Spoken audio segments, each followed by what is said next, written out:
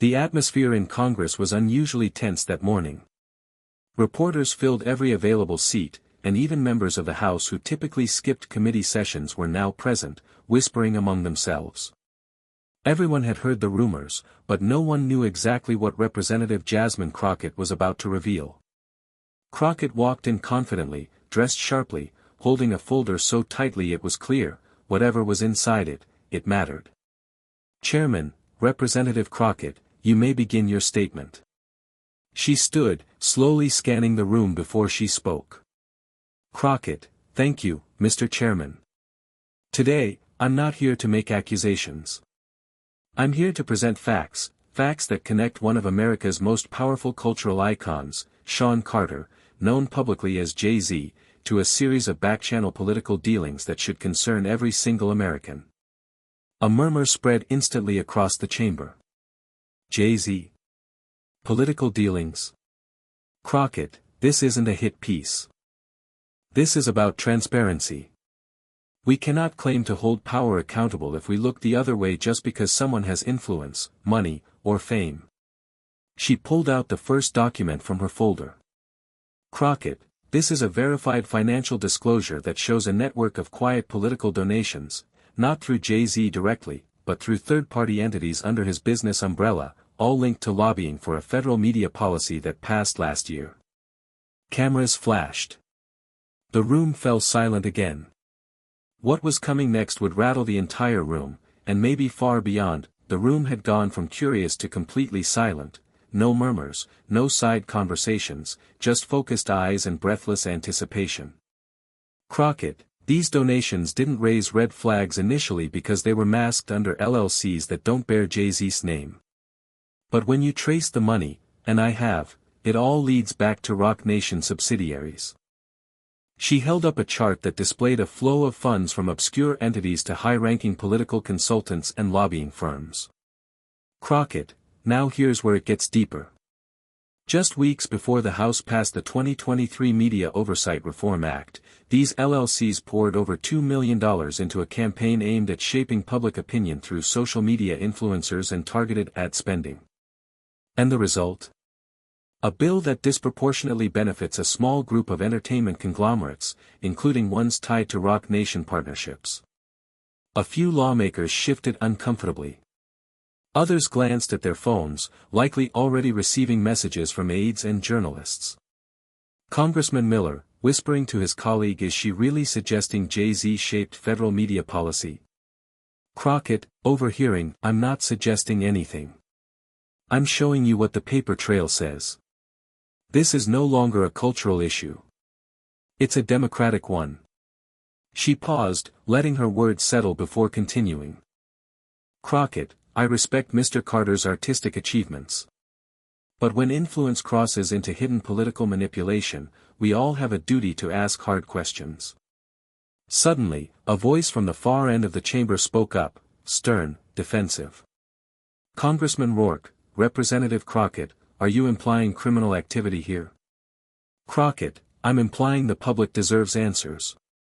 And that this chamber can't be afraid of whose name is on the headline." Her calm tone cut through the tension like a knife. The tension in the chamber thickened. Some lawmakers were clearly rattled, others intrigued. A few aides had already slipped out, likely making phone calls to damage control teams. Jasmine Crockett, however, remained unshaken. "Crockett, I want to be crystal clear, I'm not accusing Mr. Carter of breaking the law. What I am doing is exposing a strategic manipulation of policy, quietly executed through legal loopholes and unchecked influence. That's a problem we've seen before, but rarely at this scale." She held up a second document, a redacted internal memo from a Washington-based lobbying group. "Crockett, this memo, obtained legally through a whistleblower inside the lobbying firm, lays out a targeted congressional strategy. It names 4 specific lawmakers as priority targets for persuasion, each of whom received large-scale donations or in-kind contributions shortly afterward." Now the atmosphere shifted again, from shocked to borderline hostile. "Congresswoman Salazar, are you accusing sitting members of this chamber of being bought off by a rapper?" Crockett, I'm accusing the system of allowing shadow money to influence our votes, whether it's coming from a Fortune 500 CEO or a music mogul. The face doesn't matter. The behavior does. Gasps echoed across the room. Several members checked the memo copies passed to them. Crockett then placed one final item on the committee desk, a signed email from an executive assistant at a Rock Nation-affiliated firm, scheduling a private strategy session with 2 political consultants and an unnamed congressman. Crockett, this isn't conspiracy theory. This is paper. This is money. This is power being exercised in the dark. A wave of murmuring spread again. Even the chairman looked caught off guard now. Chairman, we will recess for 10 minutes. But everyone knew, that wouldn't be enough time to process what had just been unleashed. As the chamber recessed, chaos erupted in the hallways. Reporters flooded out with phones glued to their ears, some already going live. Social media was already ablaze. Jay-Z implicated in political scandal, trended within minutes. Back inside, a group of lawmakers cornered Crockett near the committee doors. Congressman Dalton, quiet but intense, do you realize what you've just done? Crockett, calmly, I've done my job. Nothing more. Meanwhile, in a quiet corner of the room, Congressman Levin scrolled through the documents again.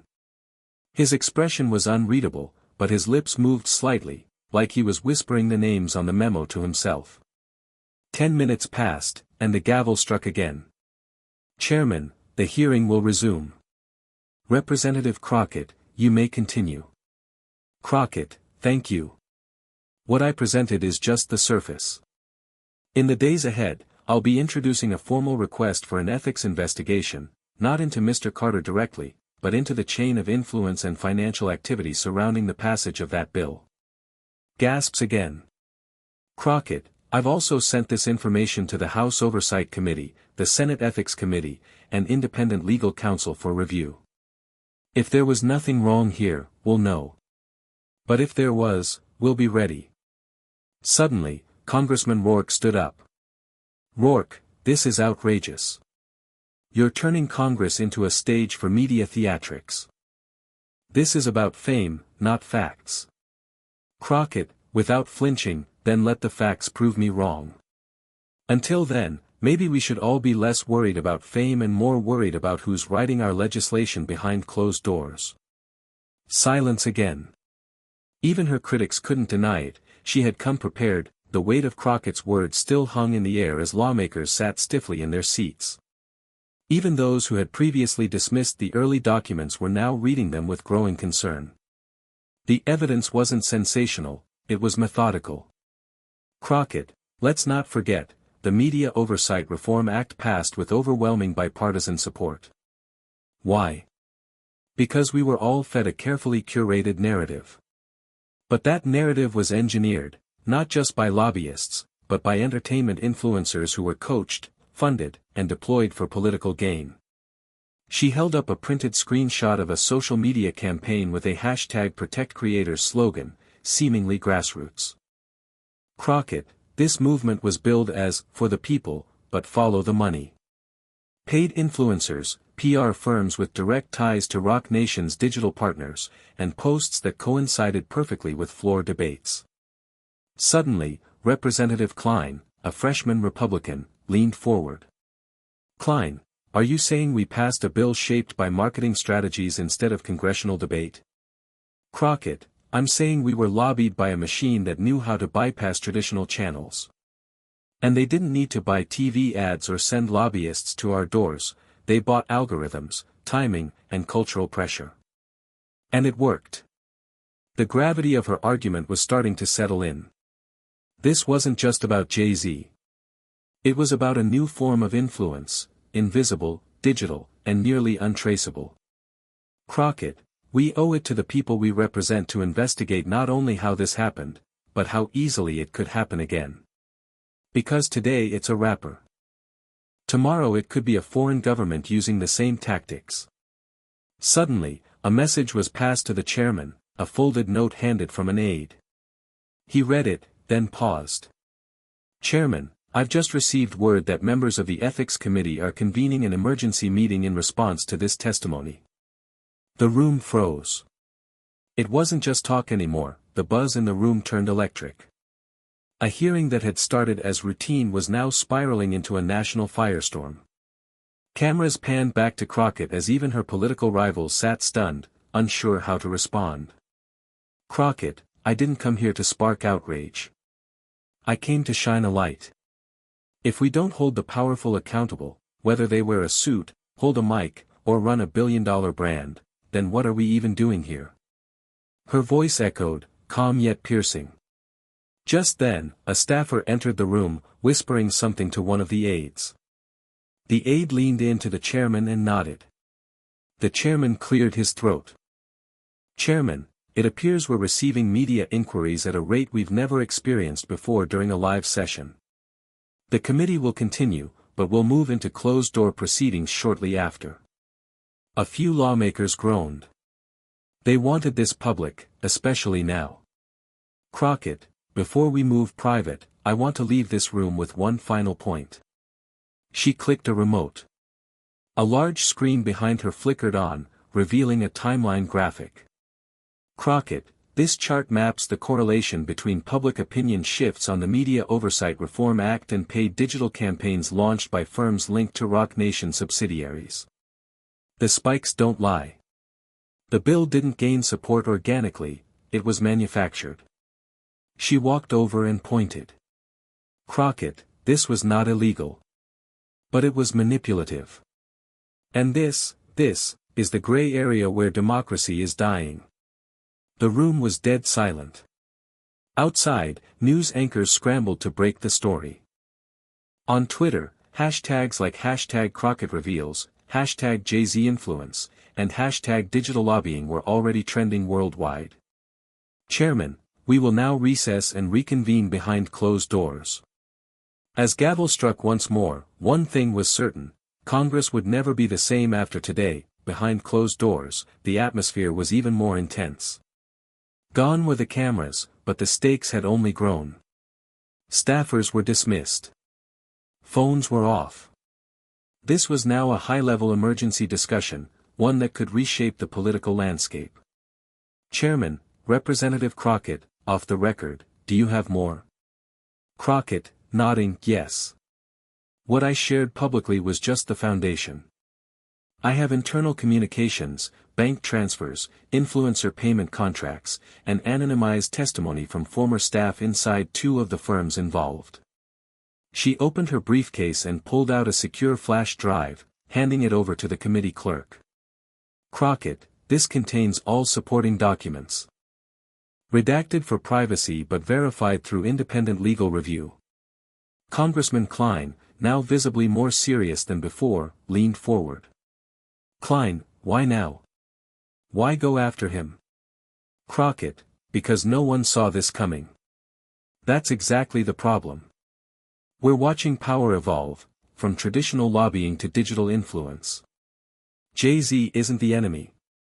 He's the example. If we don't draw a line here, we won't be able to draw one at all." A pause. No one argued. Congresswoman Salazar, who earlier challenged Crockett, now spoke in a much more subdued tone. "Salazar, what you're suggesting, would require a multi-committee investigation. Possibly even a review by the FEC and FTC." Crockett, "Exactly. This isn't just about ethics. It's about regulation, disclosure, and public trust. If we allow cultural capital to bypass accountability, we'll lose control of who really shapes policy in this country." Another long silence. Finally, the chairman spoke. "Chairman, I'm ordering a classified review of these documents. Until then, this matter is not to be discussed publicly." "Understood." Heads nodded, reluctantly. But as Crockett gathered her notes and walked out of the chamber, one thought echoed in every mind: she had just fired the first shot in a war no one knew had started. By the time Jasmine Crockett stepped out of the secure chamber, the Capitol was in a frenzy. Journalists lined the corridors, shouting her name, flashing microphones and cameras in her direction. But she didn't stop. She kept her eyes forward, flanked by two aides, her expression unreadable. Meanwhile, behind the scenes, phones were ringing off the hook. Congressional offices were being flooded with calls from both constituents and media outlets demanding clarification. Some lawmakers ducked reporters. Others leaned into the spotlight, feigning shock or distancing themselves from the vote on the bill Crockett had just scrutinized. Inside Roc Nation's headquarters in New York, the situation was no better. A crisis response team had already been formed. Attorneys were combing through contracts, PR staff were preparing statements, and someone had quietly contacted a D.C. legal firm with experience in congressional inquiries. Jay-Z himself, according to sources, had not yet responded publicly, but was said to be watching closely. Back in D.C., the whispers grew louder. Some speculated Crockett would be punished politically. Others believed she had just set herself up for a meteoric rise, the rare politician willing to challenge even the most untouchable. Congressman Levin, to an aide, she either just ended her career, or rewrote the rules for the next decade. At that same moment, Crockett sat in her office, reviewing a new email, this one from a former Roc Nation strategist who had seen the headlines and offered to speak confidentially. She looked up and quietly said to her aide, "Crockett, it's not over. Not even close." The next morning, Capitol Hill woke up to a storm. Major networks led with the story, Congress rocked by Crockett's claims, Jay-Z's influence under scrutiny. Every pundit had a take. Some praised Crockett as a fearless truth-teller. Others accused her of using a celebrity's name for political gain. But the documents she presented were real, and that made her impossible to ignore. Meanwhile, more fuel was added to the fire. An anonymous source leaked an internal Roc Nation email to a journalist. The email, dated months before the Media Oversight Reform Act passed, discussed a multi-pronged strategy to align cultural perception with favorable legislation outcomes. The quote went viral. Crockett, in a phone interview with NPR, "I didn't name Jay-Z to score headlines. I named him because the structure surrounding him is now part of the machinery steering our democracy. It's time to regulate that machine." Within hours, the Ethics Committee issued a public statement. A preliminary review has been initiated regarding Representative Crockett's submitted materials concerning potential undisclosed lobbying efforts linked to entertainment industry affiliates. That alone was historic. Congress rarely acted this fast, unless they sensed something big was coming. Inside the House, a quiet divide began to grow. Some Democrats privately urged Crockett to back off, fearing political blowback. Others, including younger progressives, rallied behind her, seeing the moment as a turning point in modern politics. On the Republican side, the reactions were mixed. Some smelled opportunity. Others feared backlash from voters who admired Jay-Z's influence. But Crockett? She stayed focused. She was already preparing her next move, a public hearing proposal on digital lobbying and celebrity influence. Because one thing was clear now, this story was no longer just about Jay-Z. It was about a system far more powerful than anyone wanted to admit. A week later, the House Oversight Committee convened an emergency session, this time at Jasmine Crockett's request. Cameras were rolling. The hearing had been upgraded to a full public review titled, Undue Influence, Digital Power, Cultural Icons, and Legislative Integrity. Crockett opened the session with no theatrics, no firebrand speech, just calm, controlled clarity. Crockett, we live in a time where power doesn't always walk into a room in a suit. Sometimes it arrives through a trending hashtag, a viral music video, or a grassroots campaign engineered in a boardroom. This hearing isn't about one man, it's about a growing gap between the public's will and the forces shaping their perception. She played a clip of coordinated influencer videos, all using nearly identical phrasing to support the controversial bill in question. Then, side by side, she revealed internal contracts that paid those creators thousands to participate. The room was stunned. Crockett, what happens when public opinion isn't organic, but manufactured? What happens when fame replaces policy? That's the question before us.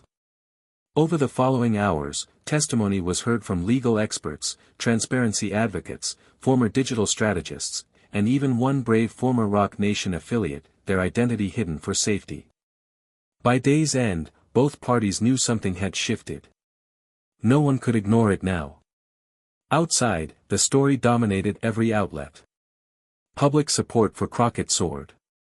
Social media exploded with calls for reform in lobbying disclosures, transparency in digital campaigns, and accountability, even for cultural icons. Jay-Z's legal team issued a statement denying any wrongdoing, emphasizing that all advocacy efforts were lawful and consistent with industry practices. But they couldn't stop the questions now. In the weeks that followed, Congress drafted the Celebrity Political Influence Transparency Act, with bipartisan sponsors. It was Crockett's bill.